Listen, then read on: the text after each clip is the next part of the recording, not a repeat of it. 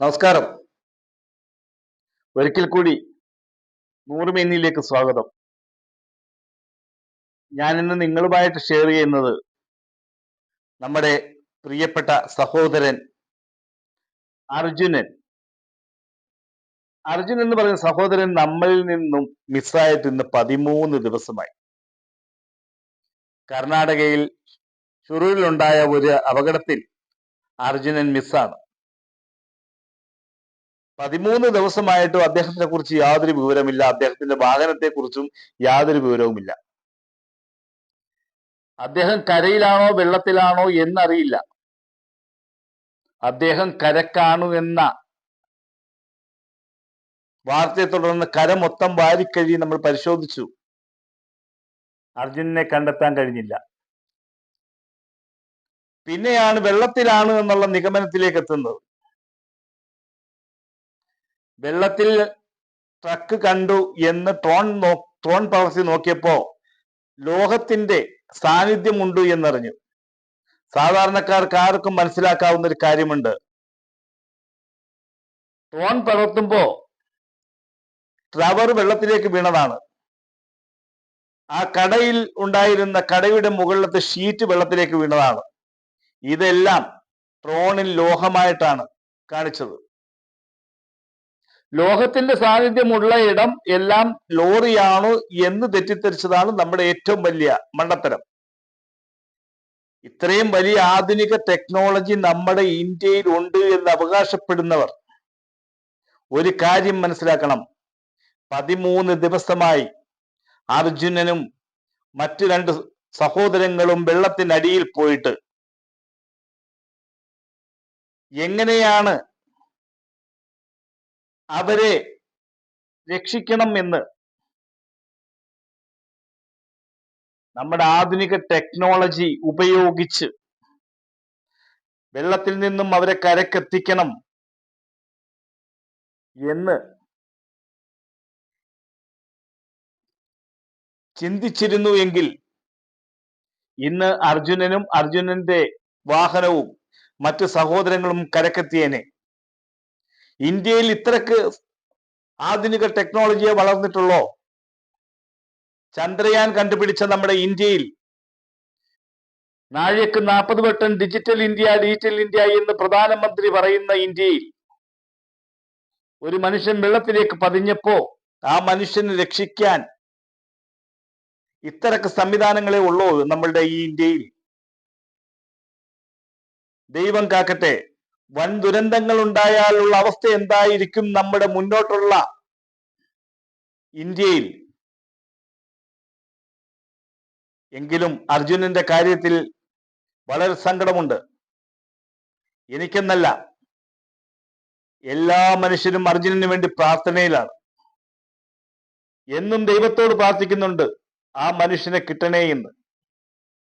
ആധുനിക ടെക്നോളജി ഇത്രയും വളർന്ന നമ്മുടെ ഇന്ത്യയിൽ സെലിബ്രിറ്റി ഗസ്റ്റുകൾ ഇന്ത്യയിലേക്ക് വരുമ്പോ ചേരികൾ കാണാതിരിക്കുവാൻ കർട്ടനിട്ട് മതില് കെട്ടിയ ഒരു പ്രധാനമന്ത്രിയുള്ള നാടാണ് നമ്മുടെ ഇന്ത്യ. ഈ ഇന്ത്യയിൽ വെള്ളത്തിനടിയിലേക്ക് പോയ ഒരു ട്രക്കും ആ മനുഷ്യനെയും കണ്ടെത്താൻ കഴിയാത്ത ടെക്നോളജിയാണോ ഇവിടെ വളർന്നിരിക്കുന്നത്? അത്രയ്ക്കേ ഉള്ളോ ഇന്ത്യയുടെ വളർച്ച? ഇത്രയും നാളായിട്ട് നമ്മൾ അത്രയ്ക്കേ വളർന്നിട്ടുള്ളോ? ഇത് എന്റെ മാത്രം സംശയമല്ല, ഈ രാജ്യത്തെ ഓരോ മനുഷ്യരുടെയും സംശയമാണ്. നമ്മുടെ നാട്ടിലെ ആധുനിക ടെക്നോളജി ഉപയോഗിച്ചിരുന്നു എങ്കിൽ ഇന്ന് അർജുനന്റെ ട്രക്കും കരക്കെത്തിയേനെ. അദ്ദേഹത്തിനെ കാത്തിരിക്കുവാൻ അദ്ദേഹത്തിന് ഒരു കുടുംബമുണ്ട്, ഒരു മകനുണ്ട്, ഒരു ഭാര്യയുണ്ട്, ഒരു അച്ഛനുണ്ട്, ഒരു അമ്മയുണ്ട്, സഹോദരങ്ങളുണ്ട്. 13 ദിവസത്തിന് ശേഷം അർജുനൻ ജീവനോടുകൂടി വരില്ല എന്ന് നമുക്കെല്ലാവർക്കും അറിയാം. അദ്ദേഹത്തിന്റെ ചേതനയേറ്റ ശരീരമെങ്കിലും അദ്ദേഹത്തിന്റെ മാതാവിന്റെ മുന്നിൽ കൊണ്ട് വെക്കാൻ കഴിഞ്ഞില്ല എങ്കിൽ അത് അപാര നാണക്കേട് തന്നെയാണ് നമ്മുടെ ഭരണകൂടത്തിന്. അതിന് യാതൊരു സംശയവുമില്ല. ഇത്രയും വലിയ നേട്ടങ്ങൾ കൈവരിച്ച ഇന്ത്യയിൽ ഒരു ട്രക്കും ഒരാളും വെള്ളത്തിൽ പോയി അവരെ തിരിച്ച് കരക്കെത്തിക്കാൻ കഴിയാത്ത വളർച്ചയാണ് ഇന്ത്യ വളർന്നതെങ്കിൽ നമ്മൾ നാണക്കേടിന്റെ പടുകുഴിയിലേക്ക് വീഴുകയാണ്. നാളെ എന്റെയും നിങ്ങളുടെയും അവസ്ഥ ഇതല്ല, മറിച്ചല്ല. ഇത് തന്നെയാണ് നമ്മളുടെ അവസ്ഥയും. ഇന്ന് വളരാത്ത, ഇന്ന് ഈ ആധുനിക ടെക്നോളജി ഉപയോഗിച്ച് അർജുനനെയും അർജുനന്റെ ട്രക്കും വെളിയിലെടുക്കാൻ കഴിയാത്ത ഇവര് നാളെ ഇതിന് വലിയൊരു ദുരന്തം വരുമ്പോൾ നമ്മളെ എങ്ങനെ രക്ഷിക്കും എന്നാണ് നമ്മൾ ചിന്തിക്കേണ്ടത്. ഈ ചിന്ത ഈ നാട്ടിലെ ഓരോ ജനങ്ങൾക്കും ആവശ്യമാണ്.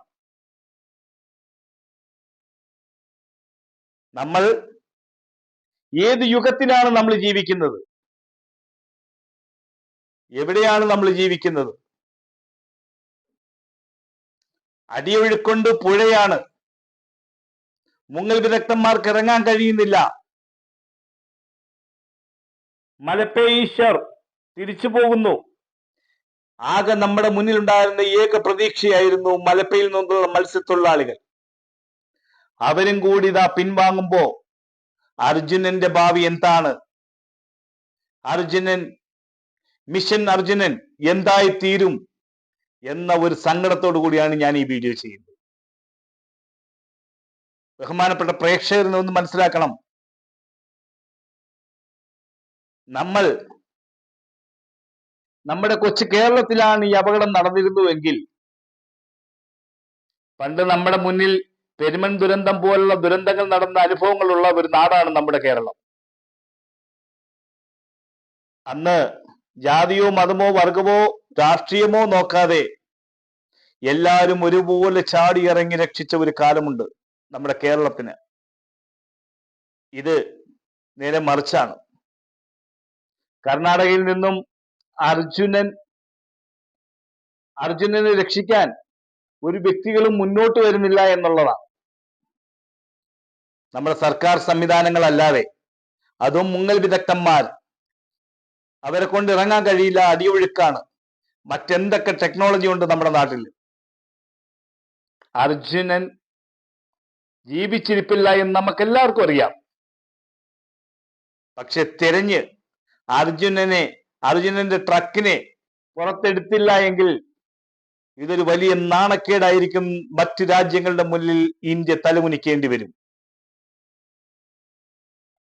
നമുക്ക് അർജുനനെ എത്രയും പെട്ടെന്ന്, നമ്മുടെ പ്രിയ സഹോദരനെ എത്രയും പെട്ടെന്ന് നമുക്ക് തിരിച്ചു കിട്ടട്ടെ എന്ന് നമുക്ക് പ്രാർത്ഥിക്കാം. ഈ വീഡിയോ അധികാരി വർഗങ്ങളുടെ മുന്നിലേക്ക് നിങ്ങൾ ഷെയർ ചെയ്യണം, നിങ്ങൾ സപ്പോർട്ട് ചെയ്യണം. അവർ കാണട്ടെ. ഇലക്ഷൻ വരുമ്പോൾ മാത്രം മതി നമ്മളെ അവർക്ക് വോട്ട് ചെയ്ത് കൊടുക്കാൻ, അല്ലാതെ നമ്മളെ അവർക്ക് ആവശ്യമില്ല. ഇലക്ഷൻ വരുമ്പോൾ മാത്രം മതി നമ്മളുടെ വോട്ടിന് വേണ്ടിയിട്ട് അവർ നമ്മുടെ കാൽക്ക വരും, കാല് കെട്ടി വീഴും. പിന്നെ അവർക്ക് നമ്മൾ കഴുതകളാണ്. പൊതുജനം ഒന്ന് മനസ്സിലാക്കുക. ഇത് ഷെയർ ചെയ്ത് അധികാരി വർഗത്തിന്റെ മുന്നിലേക്ക് ചെല്ലട്ടെ. ഈ വീഡിയോ കാണട്ടെ. അവർ നമ്മളെ ഭരിക്കാൻ വേണ്ടി അധികാരമേൽക്കുന്നവർ, നമ്മളിൽ ഇത്തരക്കിത്തര ഉത്തരവാദിത്തമേ നമ്മളിലുള്ളോ ഇവർക്ക്? പ്രധാനമന്ത്രി നേരിട്ട് ഈ വിഷയത്തിൽ ഇടപെട്ടിരുന്നുവെങ്കിൽ നമ്മുടെ അർജുനന് ഈ ഗതികേട് വരില്ലായിരുന്നു. അദ്ദേഹം നേരിട്ട് ഇടപെട്ടിട്ടില്ല.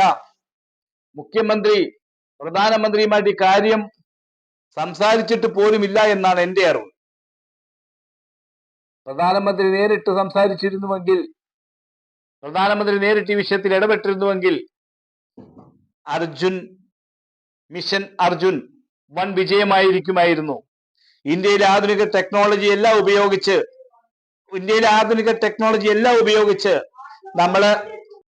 എനിക്ക് വളരെ വിഷമമുണ്ട്. അതുകൊണ്ടാണ് ഞാൻ ഈ വീഡിയോ ചെയ്യുന്നത്. ഈ വീഡിയോ മാക്സിമം ഷെയർ ചെയ്ത് നിങ്ങൾ സപ്പോർട്ട് ചെയ്യണം എന്ന് ഒരിക്കൽ കൂടി അഭ്യർത്ഥിച്ചുകൊണ്ട് ഞാൻ എൻ്റെ എളിയ വാക്കുകൾ നിർത്തുന്നു. നന്ദി, നമസ്കാരം.